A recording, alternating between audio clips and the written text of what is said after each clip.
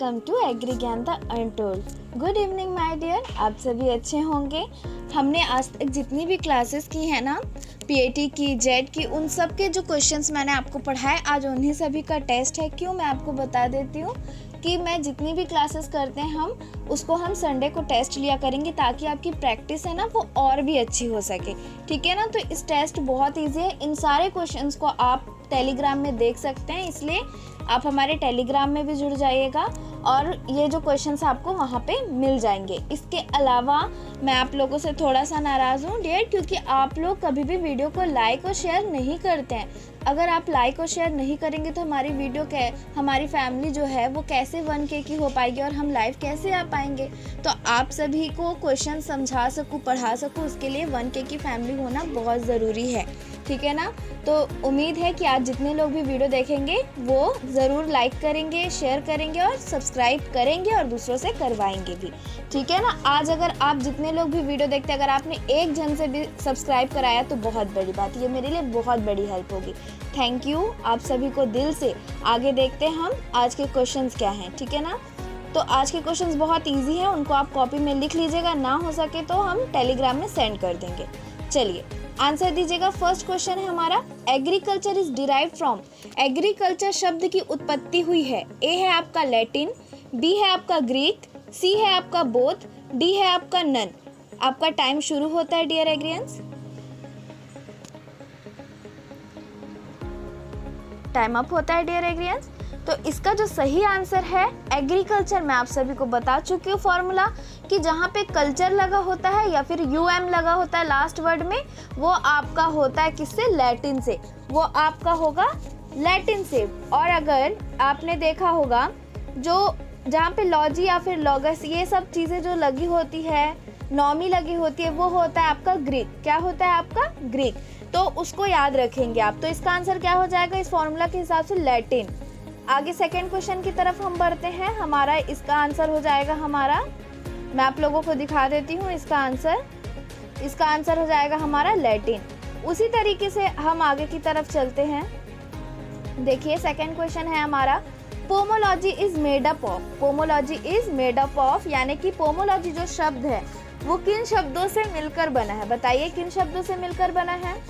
और ये भी बताइएगा मुझे, ये लैटिन से लिया गया है कि ग्रीक से लिया गया है। इसी में आपको पता चल जाएगा। पहला ए ऑप्शन है आपका पोमी प्लस लॉजी, बी ऑप्शन है आपका पोमम प्लस लॉगस, सी है आपका पोमो प्लस लॉजी, डी है आपका ऑल ऑफ द अबव।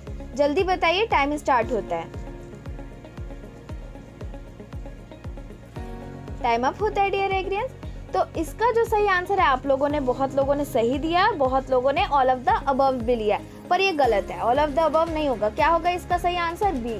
कैसे होगा मैं आप लोगों को बता देती हूँ। मैंने आप लोगों को पढ़ाया था जो पोमोलॉजी शब्द है, ये जो पोमोलॉजी है ना, ये आपका दो वर्ड से मिलकर बनता है। क्या, पोमम प्लस लॉगस। पोमम प्लस लॉगस। ये जो पोमम में मैं आपको बताती, ये जो पोमम के लास्ट में यूएम लगा है, ये जो पोमम के लास्ट में यूएम लगा है, और ये लॉगस के जो लास्ट में यूएस लगा है, या फिर लॉजी लिखा होता है। पोमम प्लस लॉगस भी होता है, पोमम प्लस लॉजी भी होता है। तो यूएस या फिर जीवाई लगा है यहाँ पे, तो ये आपका होता है ग्रीक से। ठीक है। और यूएम है आपका है लैटिन से। तो लैटिन से ये है और ये है आपका ग्रीक से, तो दोनों को मिलाएंगे तो क्या बनता है आपका, लैटिन प्लस ग्रीक। क्या बनता है आपका, लैटिन प्लस ग्रीक। तो लैटिन प्लस ग्रीक से लिया गया है पोमोलॉजी शब्द, आप इसको ध्यान रखेंगे। चलिए तो आगे देखिए, मैंने जैसे आपको बताया कि ये दोनों को शब्द जब हम मिलाते हैं तभी हमारा बन जाता है पोमम प्लस लॉगस को मिलाने से, या पोमम प्लस लॉजी को मिलाने से बनता है पोमोलॉजी। इसी तरह हम तीसरे क्वेश्चन की तरफ बढ़ते हैं हमारे। तो तीसरा क्वेश्चन हमारा, PC culture is. PC culture क्या है बताइए, पीसी कल्चर क्या है। ऑप्शन ए है आपका रेयरिंग ऑफ पिग यानी सुअर पालन, बी ऑप्शन है आपका रेयरिंग ऑफ लैक यानी लाख पालन, rearing of bee C option है आपका मधुमक्खी पालन, डी है आपका रेयरिंग ऑफ फिश यानी कि मत्स्य पालन। इस टाइम स्टार्ट होता है डियर एग्रियंस, जल्दी आंसर करिए। टाइम अप होता है डियर एग्रियंस। तो इसका जो सही आंसर है मैं आपको बता देती हूँ, रेयरिंग ऑफ फिश यानी कि मत्स्य पालन। कैसे, देखिए पिग को जो होता है उसे हम स्विन कल्चर कहते हैं। क्या कहते हैं? स्विन कल्चर कहते हैं। रेयरिंग ऑफ लैक हम उसको लैक कल्चर कहते हैं। रेयरिंग ऑफ बी को कहते हैं हम एपीकल्चर। उसी तरह ये तीनों ऑप्शन तो कट गए। तो फिश का हम नाम जो होता है वो होता है पीसी।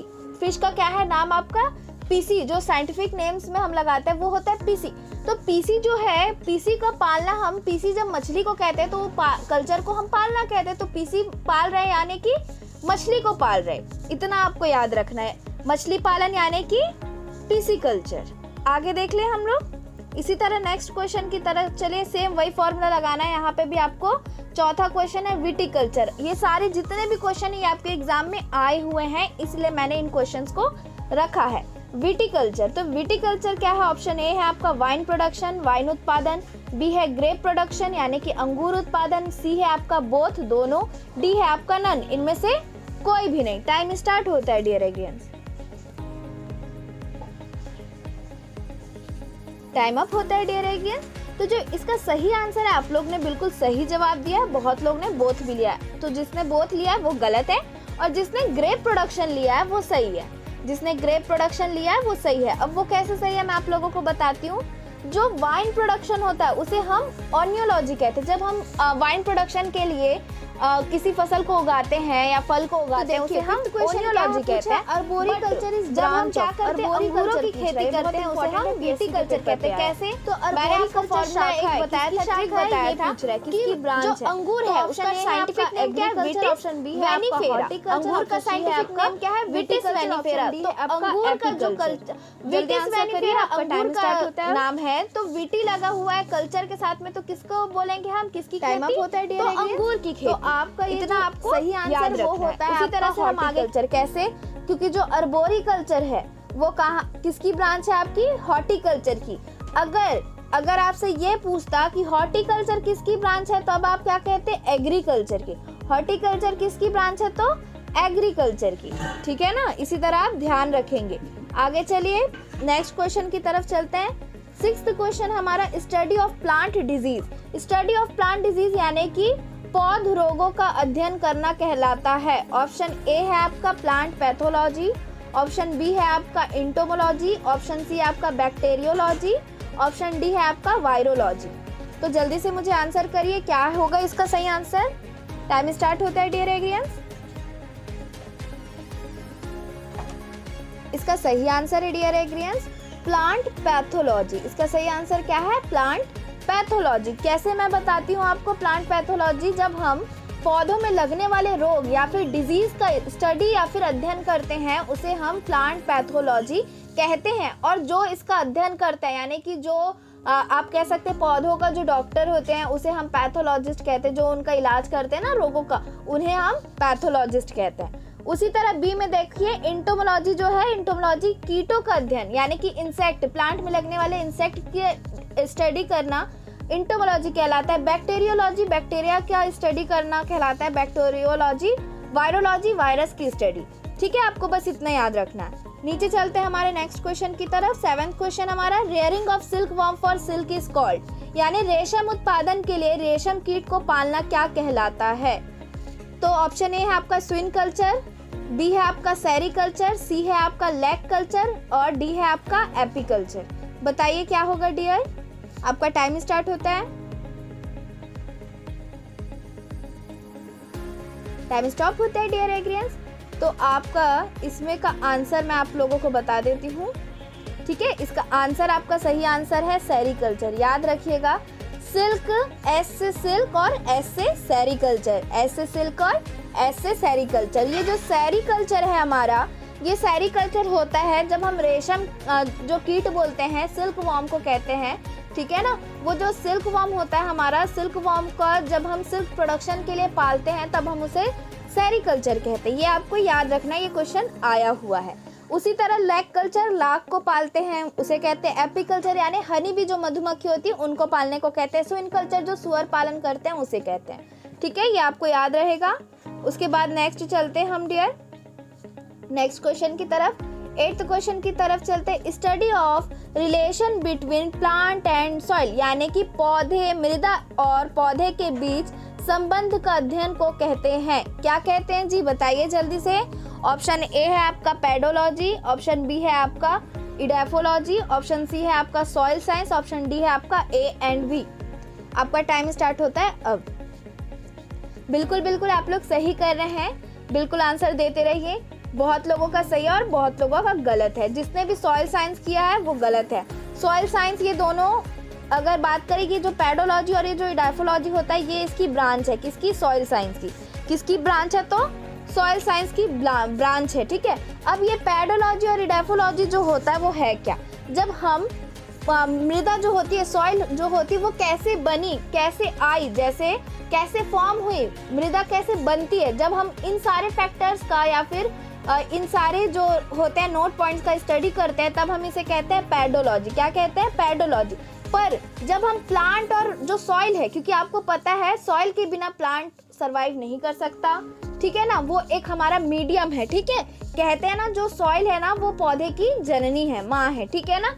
तो जो इडेफोलॉजी है, प्लांट और सॉइल के बीच में जो रिलेशन है, क्या इंपॉर्टेंट है एक दूसरे के प्रति, वो उसका स्टडी करना हमारा कहता है इडेफोलॉजी, ठीक है। तो इसका सही आंसर क्या हो जाएगा आपका? इडेफोलॉजी, ऑप्शन बी, ठीक है। इसी तरह से नेक्स्ट क्वेश्चन की तरफ चलते हैं, हमारे लास्ट के क्वेश्चन। मॉनसून शब्द, नेक्स्ट क्वेश्चन की तरफ चलते हैं dear exams. Monsoon word is taken from, जो 9th क्वेश्चन है, मॉनसून शब्द लिया गया है। मॉनसून शब्द किस में से लिया गया है बताइएगा। ऑप्शन ए है आपका हिंदी, ऑप्शन बी है आपका संस्कृत, ऑप्शन सी है आपका रोमन, ऑप्शन डी है आपका अरबी। आपका टाइम स्टार्ट होता है।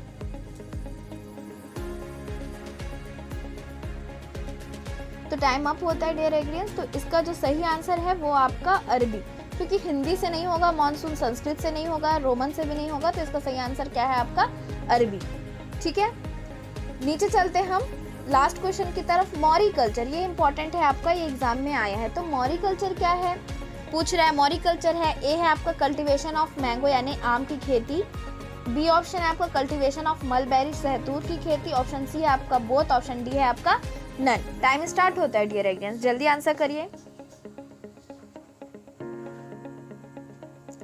ऑप्शन इसका जो है आपने बहुत लोगों ने सही किया है, ठीक है। देख लेते हैं जो इसका सही आंसर है वो होता है सहतूत की खेती, कल्टीवेशन ऑफ मलबेरी।